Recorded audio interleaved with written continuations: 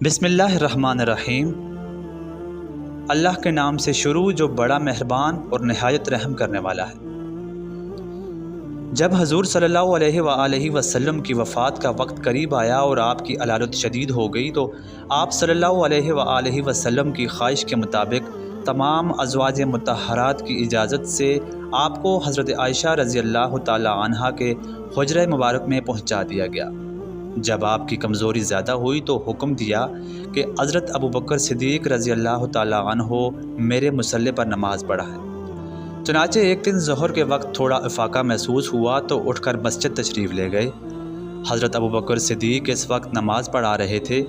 آپ رضی اللہ تعالی عنہ آہٹ پا کر پیچھے ہٹنے لگے، مگر حضور صلی اللہ علیہ وآلہ وسلم نے اشارے سے انہیں روکا اور ان کے پہلو میں بیٹھ کر نماز پڑھائی۔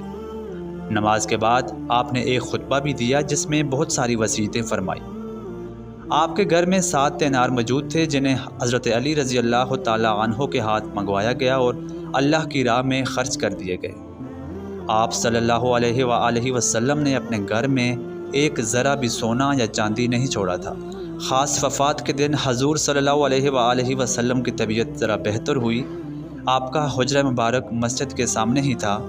آپ نے پردہ اٹھا کر دیکھا تو لوگ نماز فجر ادا کر رہے تھے۔ یہ دیکھ کر آپ خوشی سے مسکرا دیے۔ لوگ سمجھے کہ شاید آپ مسجد آنا چاہتے ہیں، مگر آپ نے اشارے سے روکا اور حجرے میں داخل ہو کر پردہ ڈال دیا۔ یہ سب سے آخری موقع تھا کہ جب صحابہ کرام نے جمال نبوت کی زیارت کی تھی۔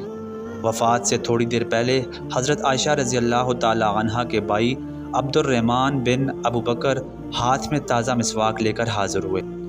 آپ نے ان کی طرف نظر جما کر دیکھا تو حضرت عائشہ رضی اللہ تعالی عنہا نے سمجھا کہ شاید آپ کو مسواک کی طلب ہے۔ انہوں نے فوراً مسواک لے کر دانتوں سے نرم کی اور دست اقدس میں دے دی۔ سپہر کا وقت تھا اور حضور صلی اللہ علیہ وآلہ وسلم کے سینے میں سانس لینے میں دشواری محسوس ہوئی۔ اتنے میں لب مبارک ہلے اور لوگوں نے یہ الفاظ سنے کہ لوگوں نماز قائم کرو اور اپنے غلاموں کا خاص خیال رکھو۔ آپ صلی اللہ علیہ وآلہ وسلم بار بار پانی کے برتن میں ہاتھ رکھ کر چہرہ مبارک پر رکھتے، چادر مبارک کو کبھی چہرے کے اوپر رکھتے اور کبھی ہٹاتے۔ اتنے میں حضور صلی اللہ علیہ وآلہ وسلم نے انگلی سے اشارہ فرمایا اور 3 مرتبہ یہ فرمایا کہ اب کوئی نہیں بلکہ بڑا رفیق چاہیے۔ یہی الفاظ زبان اقدس پر تھے کہ ناگہاں مقدس ہاتھ لٹک گئے اور آنکھیں چھت کی طرف دیکھتے ہوئے کھلی کی کھلی رہ گئی اور آپ کی قدسی روح عالم قدس میں پہنچ گئی۔